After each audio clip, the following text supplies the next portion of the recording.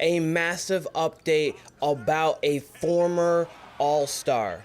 A report has surfaced talking about things in Sacramento. Things are not going as planned, and De'Aaron Fox could be the guy that gets axed, and the San Antonio Spurs are the favorites, or one of, to get him. And we're going to break down here what is going on there and how this will benefit the Spurs here on Spurs Digest with your host Keenan Warner. And it is the new year officially. This is my first video of 2025. I am so glad that we were able to do everything that we were able to in 2024. The growth of this channel has meant a lot to me and has meant a lot to everyone here at Digest. I want to thank all of you guys. And this year we're going to make 2025 our biggest span yet. Of course, it's going to be our biggest year yet because it'll be our first full year. But let's get underway with this information here.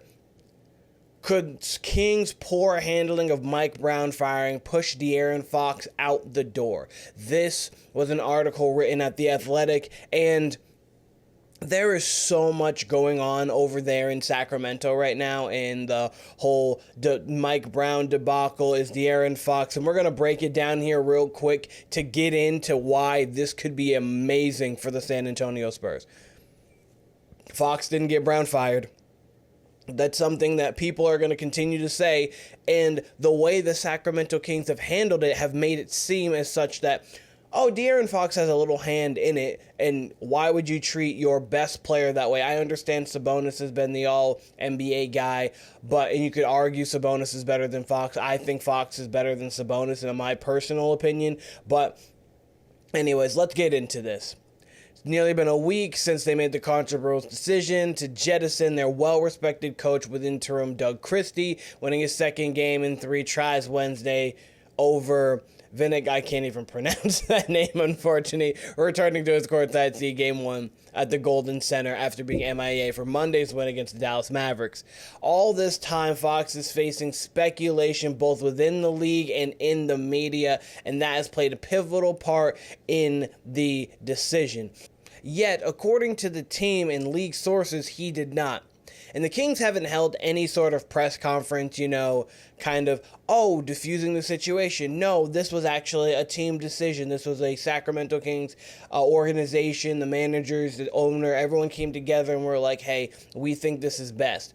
It's just now been scoped like De'Aaron Fox had a problem with Mike Brown, and Mike Brown's out of there. And now De'Aaron Fox has to take time out of his day, out of working on his game, working on his craft, getting the Sacramento Kings back into playoff contention, because right now they have fallen down to the 12th seed. Instead of worrying about that, he has to worry about answering questions on, hey, so do you think that these actions are getting Mike Brown fired? What do you think that the Sacramento Kings, why don't you think they've done this? Why don't you think they've done that? That's not how you treat a guy who is a former All-Star. That's not how you treat a guy who can put up 25, 26, 27 a game. A guy who went toe-to-toe with Steph Curry in the first round of the playoffs just a couple years back. It took a 50-point barrage from Steph Curry, one of the greatest performances of his career, to beat this Sacramento Kings team led by De'Aaron Fox. And by the way, he got injured in that series.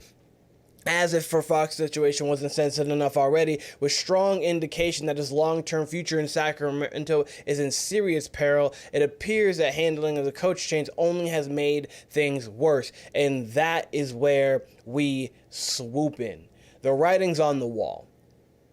The writing is still on the wall, and it's been on the wall. It's only getting bigger. It's only getting more noticeable. And this is where we come in and we swoop today.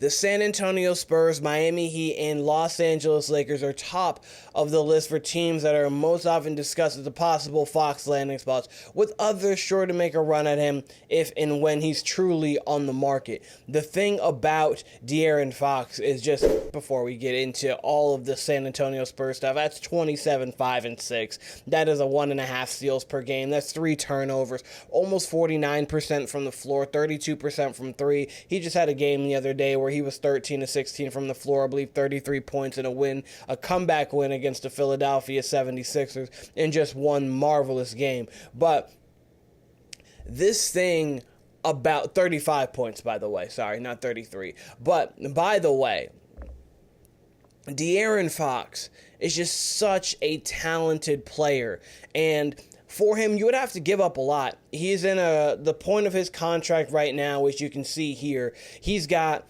2 years left on his deal, including this year. So it's this year, it's next year, and then an unrestricted free agent. The money's never a concern with the San Antonio Spurs, as Wemby's on his first contract. Sochan's not really getting paid. Devin Vassell's the only one getting truly big money. And then you've got Zach Collins, who's making some money as well. Harrison Barnes is up there. Chris Paul's making a bit, but it's nothing crazy. The San Antonio Spurs cap room is not anything to be concerned with at all. All these moves on our end, we can do. It's really just making it work with the other team. So De'Aaron Fox has got a couple years left on that deal, and it's a situation to where when a player wants to move, you get the player out of there. This is a player-driven league. This isn't the NFL where you can get a disgruntled player. You can hold them, you can cut them, you can do whatever you want with them, and the organization has control over them. It's been shown Harden doesn't want to be in Houston. He's just going to get fat and not play and then go where else he wants to. Harden doesn't want to be here. He can do that. Kyrie doesn't want to be here. He can do that. KD says he wants out of Brooklyn. Okay, he's getting out of Brooklyn. Like, these players, especially when you're very good, you can get out of these situations. I mean, we're going to see it. The one that could be a little dicey is Jimmy Butler. They just suspended him for 7 games for his comments and whatnot. We might not see Jimmy Butler play in a Heat uniform ever again. It might just be the next thing they do is trading him, even though organizations are going to come out and say they're not trading somebody because they want to increase the value. Because if you think that Jimmy Butler is available and they don't want to get rid of him, it's going to be a higher premium rather than we want to get rid of this. You can get him for 50 cents, 75 cents on the dollar.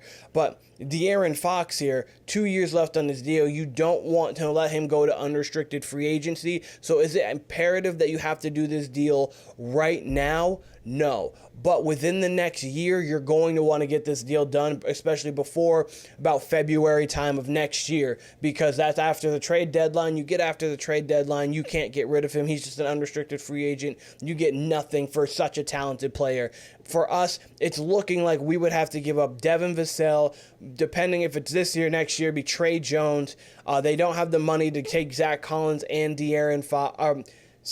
Zach Collins and Devin Vassell unless we add in something else, and they're not going to be willing to trade Trey Lyles because he has actually been a pretty solid piece for them over the last few years. So it'd be looking like Devin Vassell, Tre Jones with an aspiring contract, a first-round pick. You would get that Atlanta pick out of there. You'd have to. They would want multiple first. You'd probably get a pick swap, 2030, the Atlanta pick. You would get another Atlanta pick later on because we have multiple. So 3 or 4 first, Vassell, Tre Jones, and maybe they might say, like, hey, City's got to go. But that's going to be the package roughly for De'Aaron Fox, and I would love it. De'Aaron Fox on this roster would fit so magically. He doesn't have to have the ball at all times. He is not a ball stopper. He moves the ball, but can he go get his own shot? Absolutely. Late game, will he be there and show up? Well, he did win the Clutch Player of the Year the first time they ever had that award. He won that for a reason. So late game, he's clutch. He can shoot from the outside. I understand it was 32% there, but he can shoot from the outside. He would work great in the pick and roll with Wemby.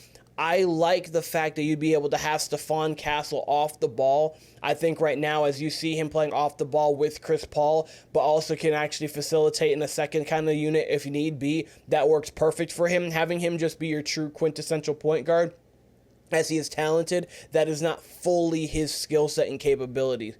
And De'Aaron Fox can play defense. You would have the most athletic backcourt in the league, maybe overtaking the Sacramento one, because Malik Monk and De'Aaron Fox are 2 very athletic players, and Stephon Castle is bounce out of the gym, can slide, can run, can glide. He can do whatever. So you'd have one of the most athletic backcourts in the whole entire NBA, along with Wemby, along with Julian Champagnie off the bench. You wouldn't have to give up a king's ransom of your right now talent. You would still be able to keep the depth that you have. You're 4th in the league right now in bench scoring for a reason. You have the strength in numbers, and then in this case, I don't think you would have to give up the personnel that would gut your team. He doesn't have a contract that would gut your team. Obviously, his 5 years, 163. He's probably going to be looking at that same level of deal. Obviously, scaled up a bit, probably be like 200, because that's just where the NBA is going contractually. So you would be able to have a big three of Sochan, Wemby, and De'Aaron Fox. And that's going to get it done in the Western Conference, because this team right now is getting it done in the Western Conference, and Devin Vassell is clearly not De'Aaron Fox. So I love this trade for the San Antonio Spurs. This would be a massive update and a massive upgrade for the San Antonio Spurs to get De'Aaron Fox. The way things are going in Sacramento, they are just expediting this process. Something that could have been a conversation, oh, we should have this conversation for sure in the summer. This could get expedited to possibly at the trade deadline this year. If not, look summertime for the San Antonio Spurs to truly make a push for De'Aaron Fox. And he fits the timeline. Only 27, 28 years old. You can still have him for half a decade to a decade of good basketball, depending. Decade's a long time, but half a decade at least of very good elite basketball play, elite point guard play to go along with the supernova you have in Victor Wembanyama, the very big villain star you have in Jeremy Sochan, the ascension of Stephon Castle, and then from there, Julian Champagnie, Keldon Johnson, the list goes on for the San Antonio Spurs. But let me know in the comments what you think about De'Aaron Fox. Do you think that he fits in San Antonio? Do you like the fit of De'Aaron Fox in San Antonio? And how likely do you think that it is to happen? Let me know what you guys think. This has been Spurs Digest with your host, Keenan Warner. I appreciate all of you guys, and I'll be seeing you guys very soon.